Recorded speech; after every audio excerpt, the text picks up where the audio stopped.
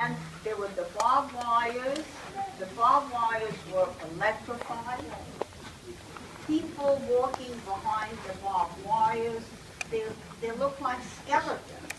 Those were people who lived already in the camp from Poland. I guess mostly from Poland, who were there for many years already. And when we asked them, what was that stench? And they would say, that's where your family who didn't make it, that's where they are. They're coming out of the chimney like flame. So I just could not believe it.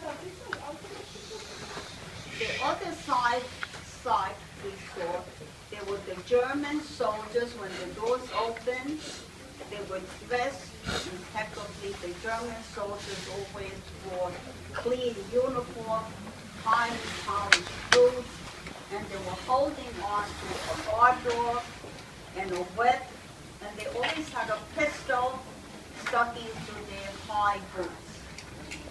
And they just said, get out in German, get out, get out. So, you're really mesmerized, and you get out of the train, and you try to be near your family as much as you can. And we had to walk in front of this person that later we found out this was Dr. Mengele, the angel of death. He also had a pistol in his hand. He had a whip. And then as you approached him, he didn't ask you age. I was young. I wasn't quite 15. And I was walking alongside with my mother, who was only 39. And she held the hand of my two sisters. One was 9, one was 11. And so a lot of it, had I held my sister's hand, Mengele might have thought that was my child. He would have put me on the side to be killed. So he motioned to me, and I was with my friends from Europe. And I really should backtrack how we ended up in the camp. So maybe I'll backtrack a little bit, okay? I was born in a small town in Czechoslovakia that was the border of Hungary and now Slovakia. It was a very small town. We had about 1,000 people living there. And amongst 1,000 people, there were only 260 Jews. And they were Catholics, Protestants, Gypsies, and Jews living in the town. So the last holiday, and I was one of I have two younger sisters. I had a mother, a father, a grandmother who lived in the same large house with us, an aunt and an uncle. And the last holiday we celebrated at home was Pesach. Very shortly after Pesach, when Hitler invaded Hungary, the first order came that we had to wear a Jewish star, and we could no longer attend school. We could no longer have help in the house. My father had a shoe store. He had to give up his store. But we were all together.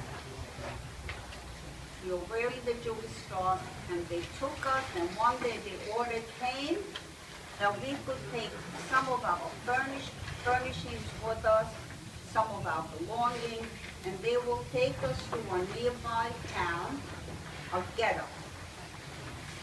We went into this nearby town, in the ghetto. When I was happy, I was still with my family. And of course, the parents were always worried about the children. When we arrived in the ghetto, orders kept coming very quickly. The next order came that men who were of army eligible age, anywhere between, I think, 18, 19 to about 40, that they were drafted into a special army. They were not allowed to serve in a regular army. It was called a word commando. And that's where my father was 44 years old. And I guess the army wage was 45. I guess he was still under that age. So they took my father away. I never saw my father after that. So we stayed in the ghetto for, maybe about a month. And maybe a few weeks later, because for Shavuot, we were still in Europe, in this ghetto. Then things were happening quickly. And then one day, and in the ghetto, the parents tried to set up some home tutoring. They were trying to make as normal a life for the children as possible. I was like a teenager. So we went to a nearby farm. We did some work there. And we were still pretty happy, as long as ours was not family. Then one day the order came. Now we could just pack a valise with us and just stay. They said, just that you'll be traveling and we're taking you to a more concentrated area, which was called the deportation center. And they gathered all the Jews from the nearby villages. And that was a small town doing the Sedahai. So we were taken there, and we just packed an overnight case. You saw the valises and the houses that we just saw. And there we stayed in a deportation center just for a day or two. And then one day they marched us to the station. They shoved us into a cattle car. So now I fast forward, we were traveling, it was hot, there was very little air. Most people were just sitting on the floor if they could find a spot, and families were trying to stay together. Our friends were trying to stay together.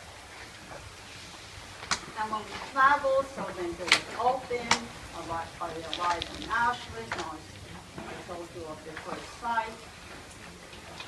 And once we walked in front of Dr. Mengele, he was really cruel. He would also, I would see him take a child, grab an infant from a mother's arm, toss it to another person, separate the child. But most of the time, with anybody with the young children, he would motion with his wand to go on one side. And since I was much taller than I'm now, healthy, able to work, and he put me on another line, and with my friends, from my school friends, and friends from my hometown. In a few, we had about 4 elderly, what I call elderly, and they were my mother's age, but they didn't have any infants anymore. They had teenage children, so they were coming with us on our side for being selected for work.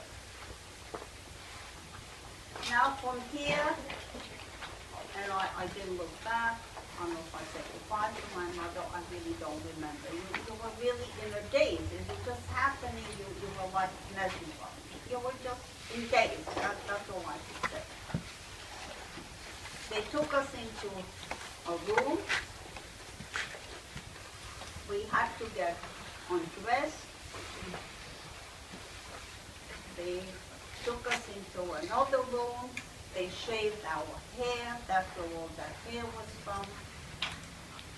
And then we were showered. It was called Pilau. They took us into an area, it was maybe 12, 14 by 16. There was spigots on the ceiling. And you never knew where the gas or water would come out of the spigots. And this is how we were cleansed. That's what we were Pilau. When we came out of the shower, before we went into the shower, they shaved our hair. When we came out of the shower, they just tossed a garment, but they fit you, whether short, it didn't matter. No, we didn't get a towel, we didn't get a toothbrush, we didn't get a piece of soap. We had nothing. Everybody was just forced a bowl, a cup or a bowl, usually a bowl, and that was your only possession.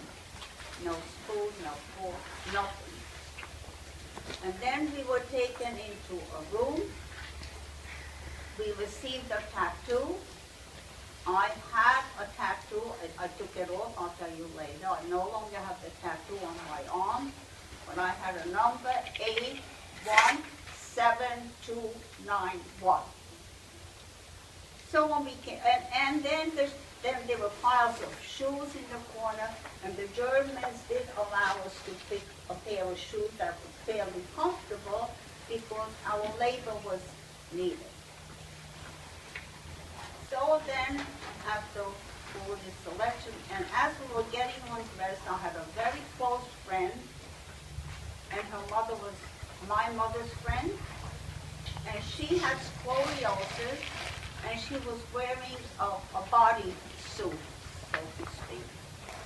And when we were getting undressed, her mother asked the German guard, "Would my daughter please keep this corset because she cannot walk, she cannot stand without it?" And the guard said, "Oh really? So let her come with me." So they took her away. Of course, they put her into a gas chamber, but her mother stayed with us. And I stayed with her most through the war, through the dance. So after we were dressed, so to speak, then we were marched here to Birkenau and into these barracks. The barracks looked different, pretty much like this wooden barracks. Was hot. They did have some windows in the ceiling. They had those beds that cannot turn around. On each slot, it was triple decker.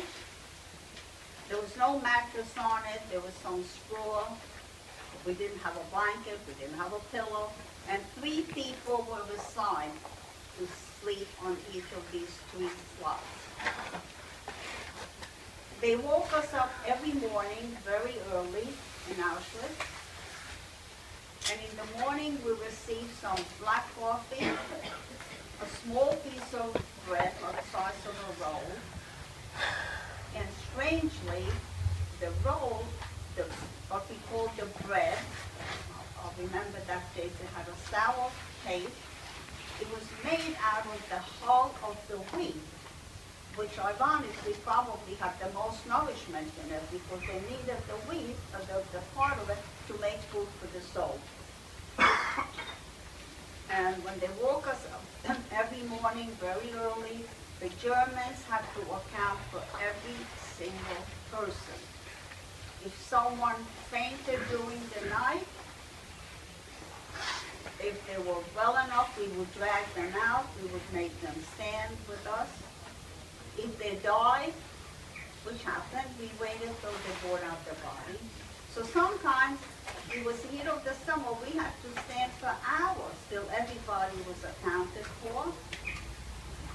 And then we were just wandering around in Auschwitz. Many times it was raining, it was muddy,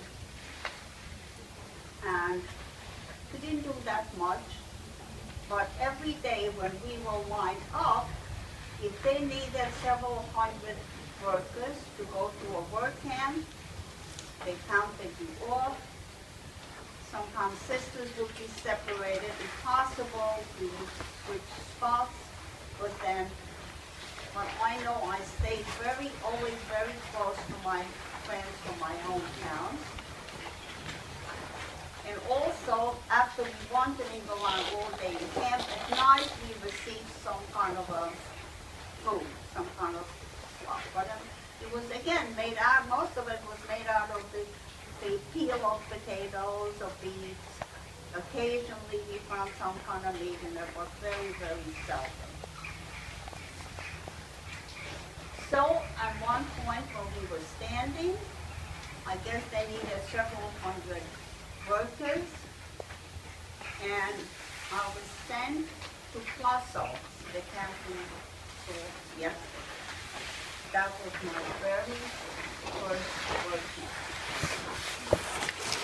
We were always hungry,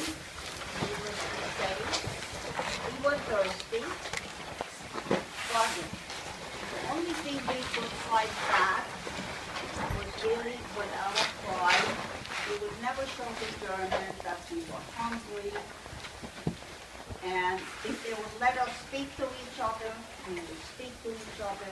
If they would let us sing, we would sing. Some of them were kinder, some of the German guards.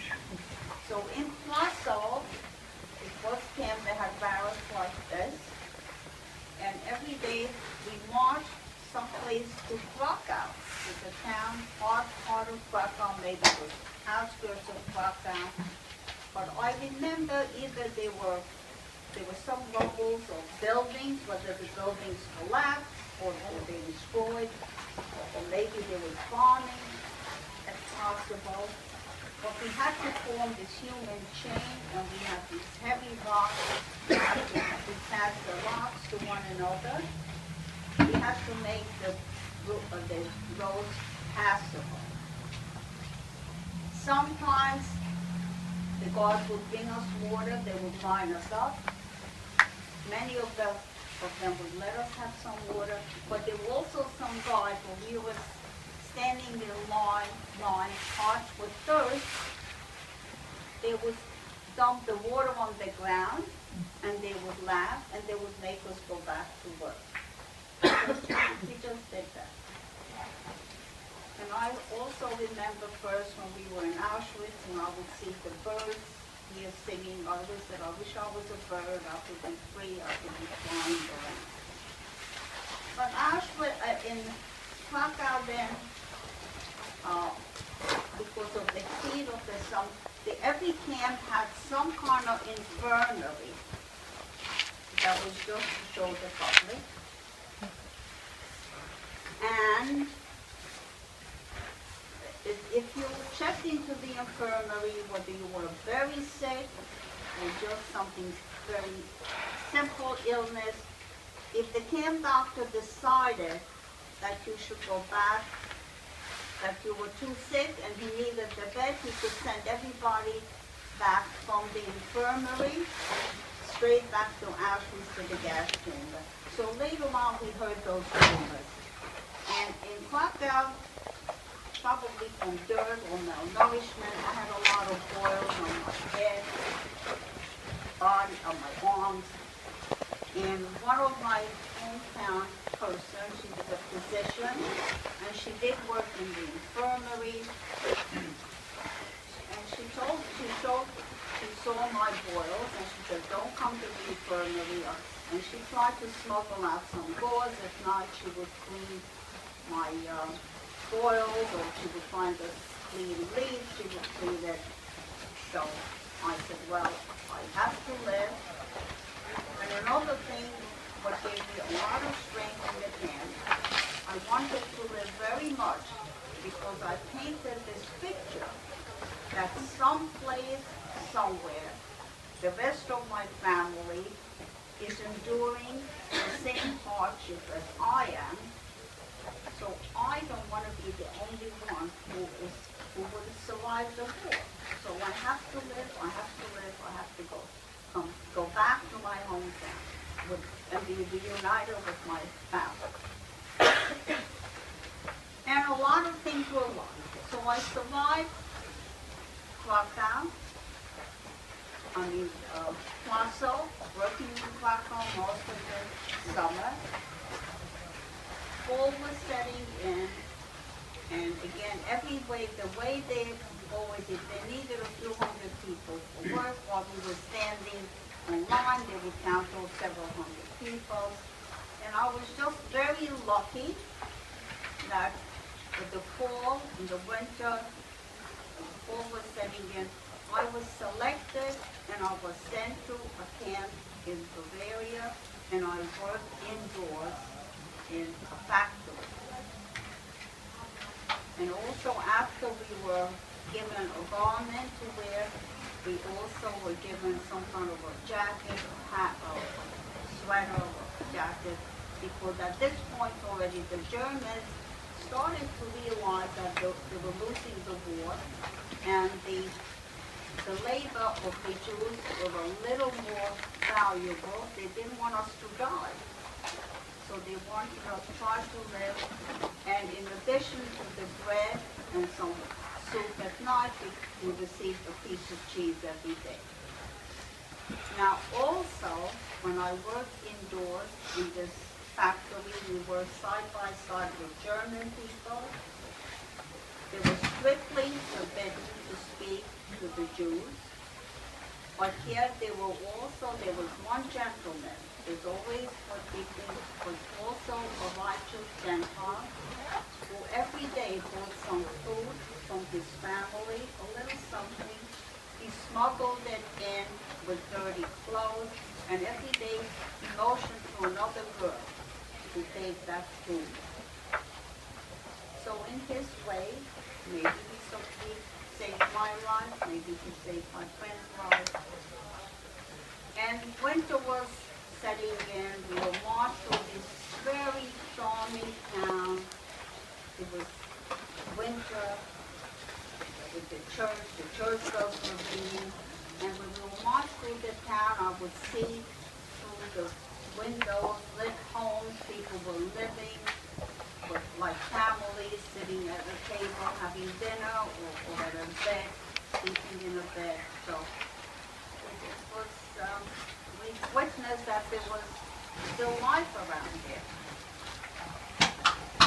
And so that's how the winter went by. And there were rumors. There were always rumors going around in the camp. Just held on, hold on, the war will be over. The Germans are losing the war. But it was really true, which it was. But people were trying to give each other emotional strength to live. We were trying to help each other. And we never asked too many questions because the Germans, some of the soldiers, as hungry as we were, they would come with these big sandwiches. They would sit near us. They would eat these big sandwiches. But we never showed them that we were begging for food or that we were hungry. We just fought back with our pride. And again, we didn't ask any question because if the German, if you asked him a question and he felt like he wanted to shoot you, that was fine. If he didn't have to account for it, he killed the Jews. That was okay. And then one day, instead of being marched to work, we were marched to a train station. And always traveled in these cattle cars, and we were traveling. There was a lot of commotion going on. And at one point, also, it started to be spring. And the train, the doors open, and in the far end, there was some Red Bull, there were some trucks parked there with the Red Bull sign, which was an international sign, and they had the barcode, and they said that we have some hot food for you, we have some clothing, come and get it. A lot of people did go out in the cattle cars.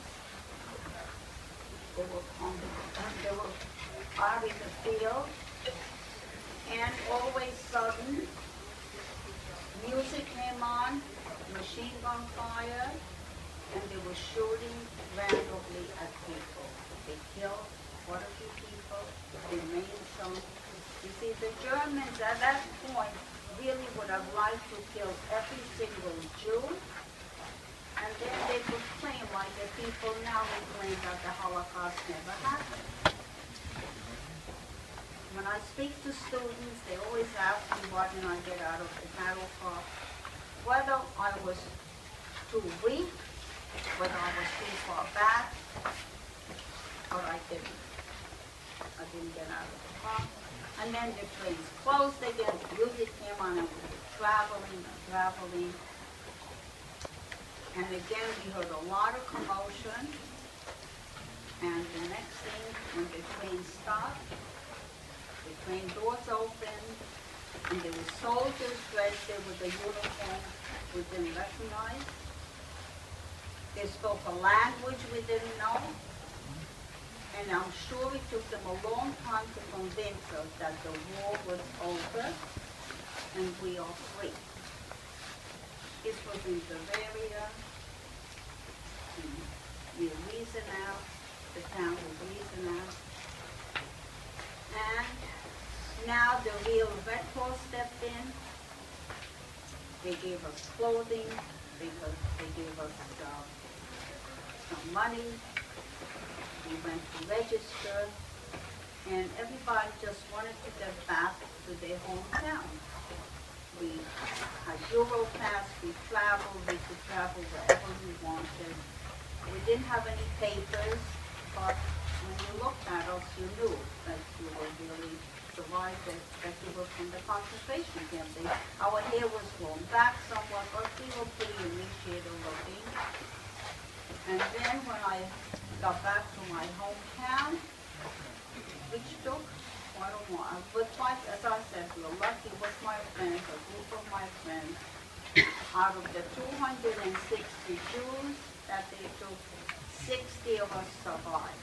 Most of them teenager, my age, a little bit older. I was almost the youngest. Maybe there were 2 other girls who were a little younger.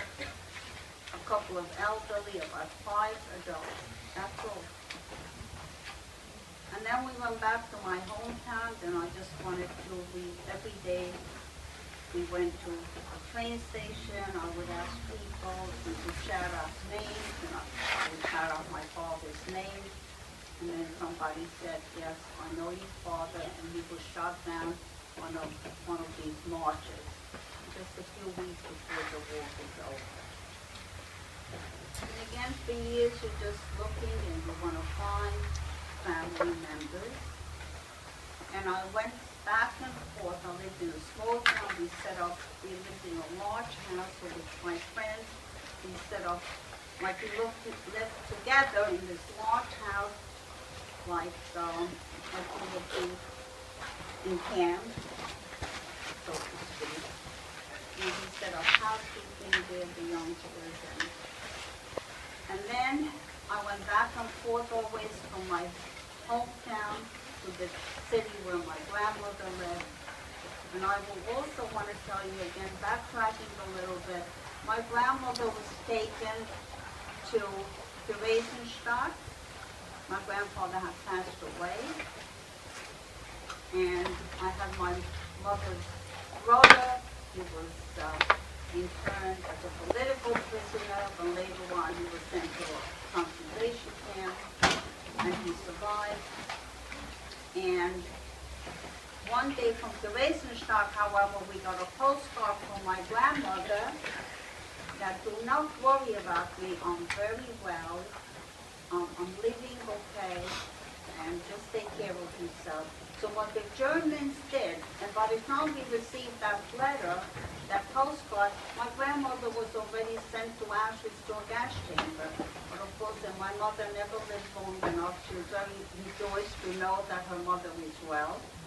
But I found out after the war that was just the Germans just tried to cover their tracks. So by the time we got that letter, she was gone.